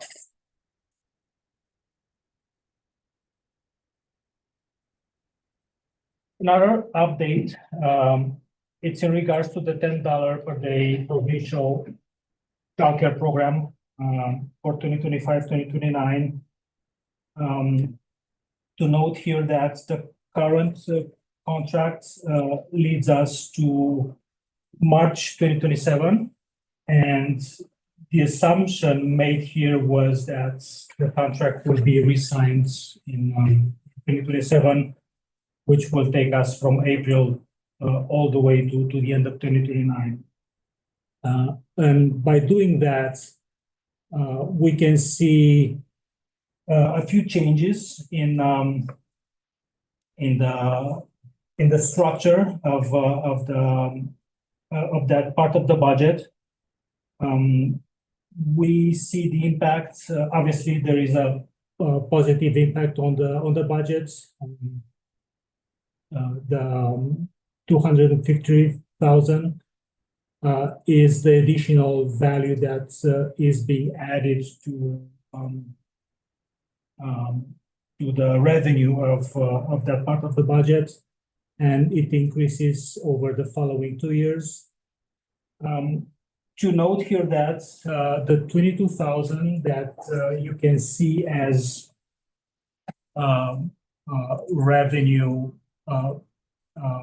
as net revenue at the end of the year, that relates to the costs related to the admin and public works work and efforts that the admin staff is doing around the childcare program.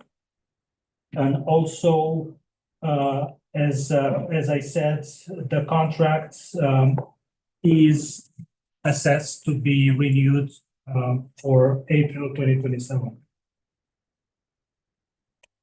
Sorry, can you go back there just a sec? I'm just trying to figure out the maybe it's too late. I haven't had enough coffee. But what's the 253,058? What's that? Sorry, just help me understand where that comes from. That is the value coming from the contract with the provincial government. Okay. $10 per day, and that line it is not, it's included in the budget above.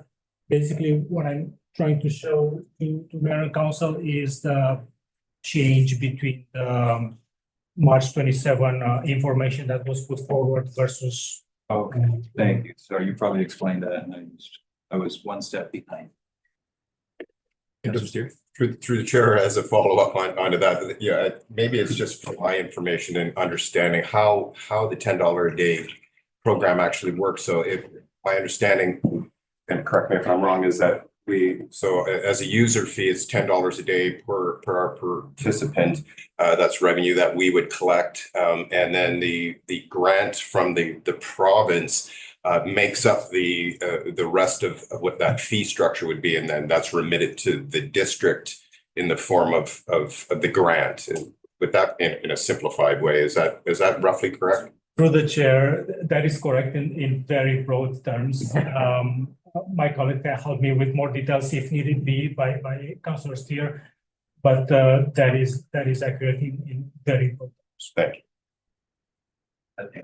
I think to the chair, so there are several grants that we applied for through the Children's Center and subsidies, and those will remain in place. And in addition to that, we'll have basically another stream of funding that will come in that will alleviate us from the pressure of all of our expenditures. So we had to submit what all of our costs were to the province, what it costs to operate the daycare. And this is what we would require to bring those fees down to $10 a day. Thank you. Next. In regards to carryover projects, we have a small list of projects that either did not finish in 2024 or they will start in 2025. Two of them will start in 2025, tsunami siren and vertical evacuation structure. And the strategic plan for parks, trails, and recreation will continue in 2025, as well as a few capital projects will continue in 2025, as we can see on the screen.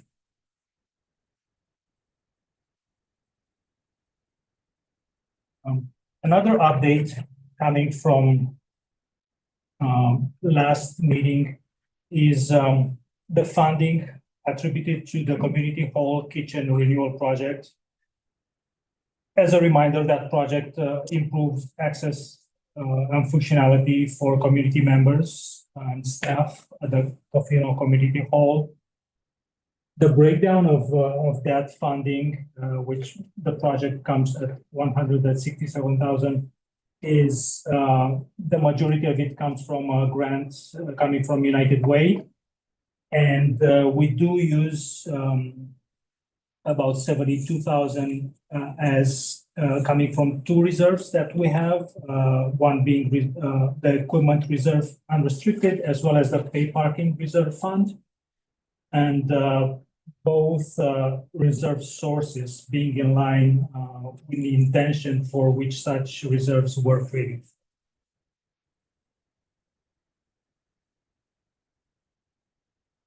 Now, moving into the second part of the presentation, we will dive into the property tax and assessments. We'll start with the comparison between completed and revised rolls for this year. As we can see on the screen, the difference shows a reduction in assessment of 5.7 million, with an equal split between the residential and business, for a fairly small drop of 0.3%.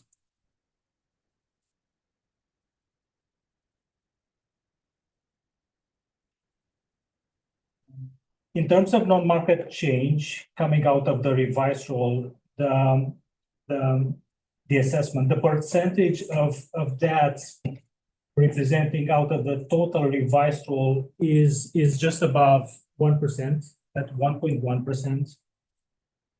We can see that a reduction in non-market change when it comes to the recreation and non-profit class.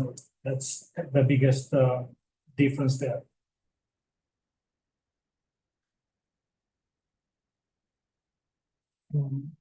Looking through the differences between the two non-market changes of the year, which is the completed roll coming in December 2024, and the revised roll that was received in March 2025.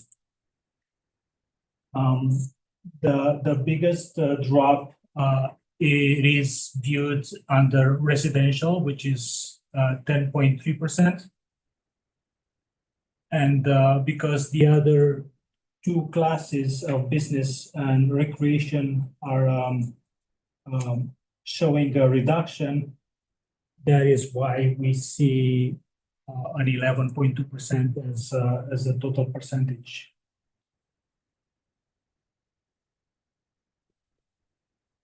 And just a quick overview of the municipal tax levies. As presented last time, we are looking at 6.63% tax increase on base level taxation. In terms of capital and infrastructure levy, there are no changes. As well as with the debt levy still at 329,000.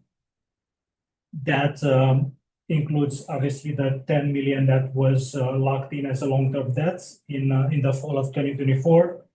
And we are looking at an additional potentially 6 million in long-term debt in the fall of 2024.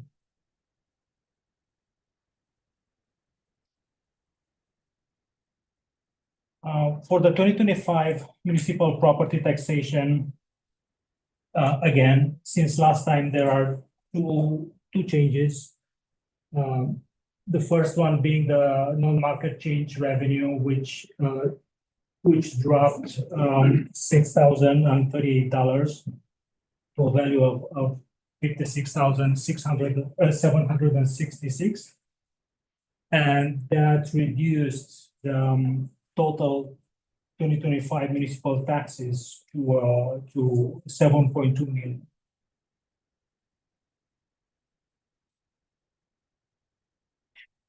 Another comparison to be brought forward is the 2024 final municipal tax rates versus the 2025 draft municipal tax rates.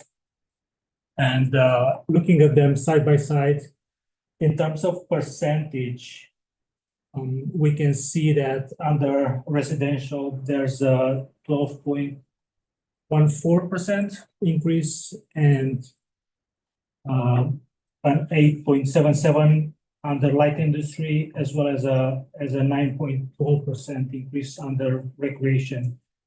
To point out that the increase on the residential has few pieces to it, including the 6.63% increase that I just mentioned. Also, some properties are changing in value more dramatically than others. Also, non-market change is also playing a factor into this.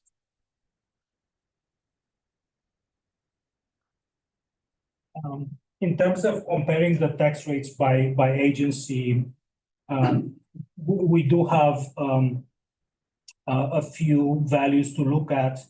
Again, 2024 actuals versus 2025 budget. The biggest increase is under additional school tax of 21%.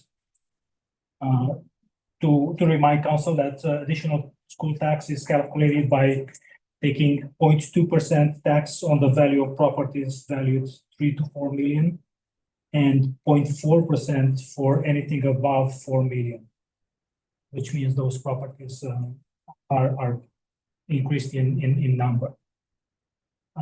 Other notable increases, library increased by 14%. And what library is using is cohort averages. They are using 11 subset cohorts for collective services, and by that, they ended up with the current value that we have in the 2025 budget. As well as regional district has a 7% increase. Just have a quick question. I anticipated the police requisition would be a little higher because of the cameras. What happened with that? Were we on the hook for cameras never came through? Do they? Sorry, this is just a question off the top. Yeah, so we just got the school police tax amounts today. So we haven't had a chance to be able to dig into those numbers. And are those reflective of the numbers we received today? That is correct. Okay.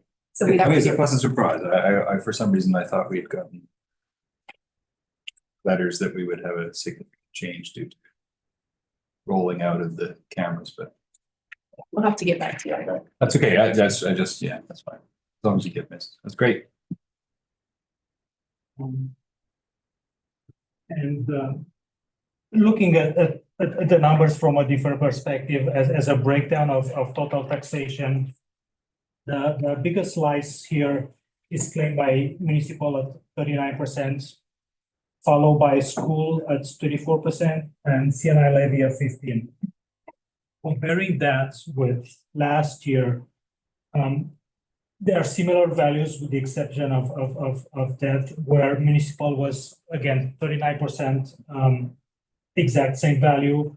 CNI levy was 1% more at 16%, and that was 0.4%. So when we look at the three areas of municipal, CNI levy and debt, 2024 versus 2025, we can see a 55% total of taxes last year versus a 57% taxes this year, mostly by the increase in debt going from 0.4 to 3%. And this time I would like for mayor and council to see the screen the recommendation. Any questions for clarity? Questions? Councilor Steer. Yeah, thank you. I appreciate all the work here, but we'll get into comments later. But well, maybe it'll be a comment, but it is kind of. One question on that is a question on permissive tax exemptions. In the report, it talks about a limit to 2% of the budget, which I support. But my question is, if it was to exceed, if those permissive tax exemptions were to exceed the 2% that we've set, how do we go about dealing with that? Is that, each property we just reduce what that exemption amount would be, or do we do things like just on the land or improvements? How would we address something like that? I know it's not the issue now, but it just was a question that I had, because the number of permissive tax exemptions or categories is quite extensive, and we could be adding more in time. So I was just curious as how we might deal with that. Through the chair, the 2% still stands, and that will follow based on the budget. So whatever the value of the budget will end up, it will represent 2%. It will be based on that percentage eventually. I see. So If I may, thank you. So the CFO hasn't had an opportunity to work with that policy yet. So in terms of just providing a little bit clarity if we do exceed the 2%, first and foremost, we give our district exemptions 100%. And then because we have some properties that we exempt that we do for municipal purposes that would otherwise be that are subject to taxes. I'll give the parcel of land over by the across from Tobo, where we have a parking lot, the Telus lot. That is exempt. We give that a permissive tax exemption. So any properties that we are using for municipal services, we exempt 100%. And then if we need to reduce the remainder of the properties would be reduced proportionately based on their assessment values. Thank you. We haven't hit that yet. It was just in anticipation down the road potentially at something different, just curious. And I may have one more question. In terms of the, and I was gonna ask it right when it came up, but in terms of the changes to the inflation rate on there was in the report, the terrorist task force that had the conversations around those inflationary rates. And I'm just curious as to what indicators did the task force use to make those adjustments from the 2% to, this next year, I think it was 3.5 and then 2.5 for the remainder of those years. I'm just curious how we arrived at those numbers. Through the chair, there are many sources out there, and we try to limit ourselves to the most reliable one, which is Bank of Canada. And we try to stick to that source of information and stick to Bank of Canada statements and reports and any information that they are providing through their websites and any information coming. Bank of Canada is our only source.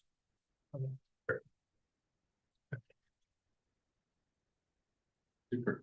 Any other questions for? It's been the most, in my opinion, mellow financial planning. Maybe not for you. This side of the table, it feels pretty mellow. Anyway, just that's a comment. I should have let you sit down before I said that comment. Okay, well, if there's no other questions for clarity, or do you have a comment? Well, it's a comment that will require the food to answer me.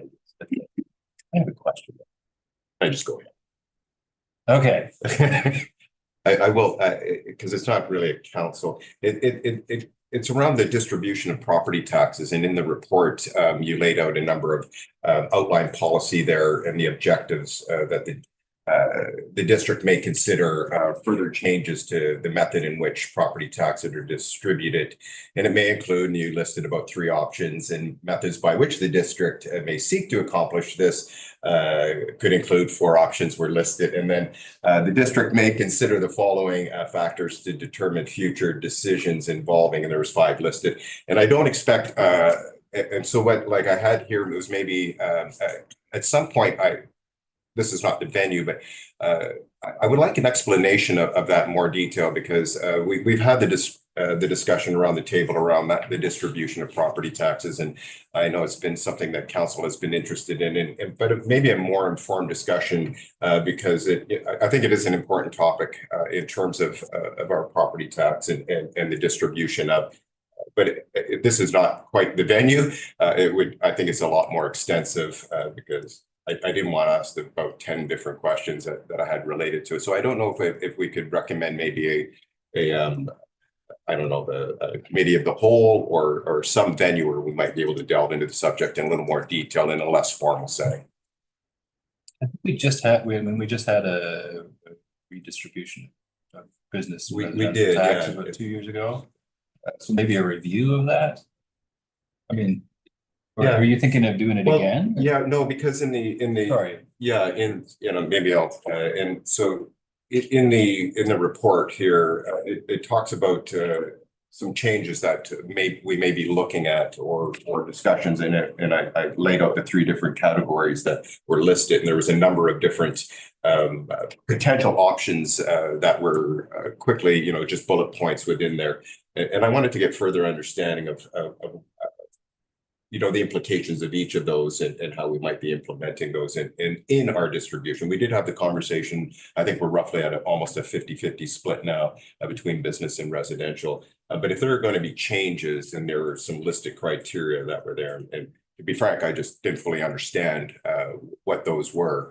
I would need further clarification. I don't know if that's something that the rest of council would be interested in. Maybe what we can do is we can shift your questions to Diana for a private conversation, just outline it, and then from there, if you have an interest, bring it back, or maybe staff can bring it back if that's something the council wants to. How's that sound? I'm totally happy with that. I didn't know if the rest of council, as exciting a topic as that is, I thought the rest of council might be interested, but it may be limited to a particular councillor that is interested. So certainly that recommendation I'd be happy with. Okay. Any other questions for our CFO? No, seeing none, would somebody like to read these two recommendations? One at a time. Yes, please, go ahead. I move that District of Tofino 2025 to 2029 financial plan bylaw number 1353, 2025 be introduced and read a first, second, and third time. Second. Thomas, any further comments? All in favor? None opposed, motion's carried. And I move that District of Tofino 2025 annual tax rates bylaw number 1354, 2025 be introduced and read a first, second, and third time. Thomas, any further comments? All in favor? None opposed, motion's carried. Thank you very much. Okay, we've got bylaws, 7.1. Got a traffic and parking regulation amendment bylaw. Do we need a verbal report? I have that you were giving us one, brief, nothing. Not much to share. Okay, this is pretty straightforward. Are there any comments or questions on this before we go straight to a motion? Seeing none, somebody like to volunteer to read the motion for us? I'll move that the District of Tofino Traffic and Parking Regulation Amendment Bylaw number 1091-11 2025 be adopted. Second. Master, any further comments? All in favor? Not opposed, motion carried. Great. Okay, any business initiated by council members? I'll just hear. Yeah, just a quick update, and I think it was touched on in the financial report time ago. And it was around the ACRD where at our meeting we adopted the budget there, and it was pointed out in there. And I just wanted to bring to council's attention that if you saw in the pie chart, 10% of our of the total taxation bill is a requisition from the ACRD and the services that are provided there. And so a lot of the discussion that we had through the budget process from the Tofino perspective looked at those services and looked at the areas that Tofino, in my opinion, we disproportionately pay because of our high property assessments. And so some of the conversations I've been looking at in ways that we can effectively reduce those requisitions that wouldn't affect the level of service. And in some cases, those discussions are ongoing. I did want to bring to council's attention that there were a number of areas where I looked at a reduction, and it was in the grants in lieu. And so that's only for the West Coast. We only participate in services. We only requisition for the services that we provide. So for this year, because we also provide our grants in aid as an example, and we pay literally, well over 50% of those. And so in some ways, I just wanted to find ways. And so there was a lot of discussion around that reduction in those grants and aid. And I just wanted to bring that to council's attention. And then the other piece of that, of the budget, and it's a separate budget, but it is all the same.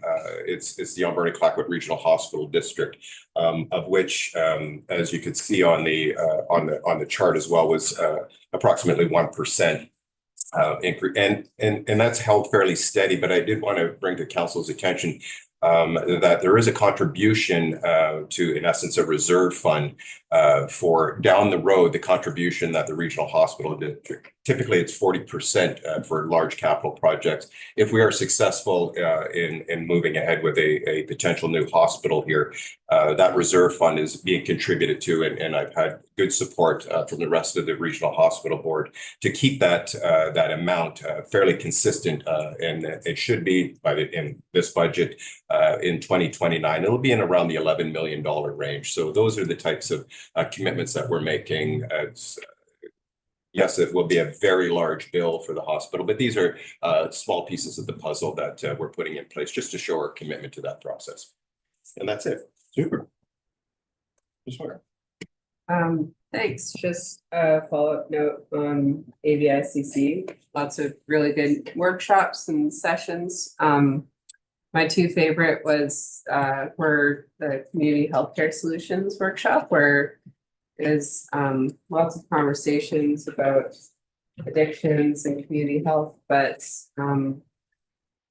conversation that I was able to start and hopefully keep going was the need not just for emergency housing solutions for people experiencing homelessness, but focus on accessible housing for people in communities like ours where it's market value. Housing which just doesn't exist, and how that contributes to community health and long-term success for people and to lead healthier lives. And then another really great workshop was climate crisis solutions, and it was explicitly focused on watersheds, which I didn't even know when I went to it, and it ended up being very pertinent. So lots of great info there. Your business initiative, council members seeing none. We'll move on to question period. Ms. Bochet. Thank you, Mayor Law. I will now make an open call for questions. For those in the gallery who wish to speak, please raise your hand. If there is anyone attending online via Zoom that would like to ask a question, you can do so now using the Q&A function.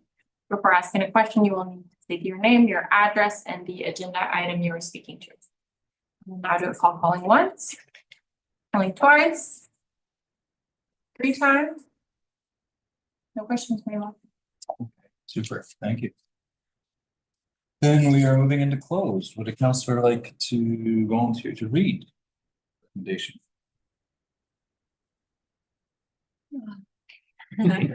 I move that the meeting be closed to the public pursuant to sections 91 A, C, G, and L of the Community Charter to discuss matters relating to personal information about an identifiable individual who holds or is being considered for a position as an officer, employee, or agent of the municipality, or another position appointed by the municipality, labor relations or other employee relations, litigation or potential litigation affecting the municipality, discussions with municipal officers and employees respecting municipal objectives, standards, and progress report, for the purpose of preparing an annual report under section 98 annual research.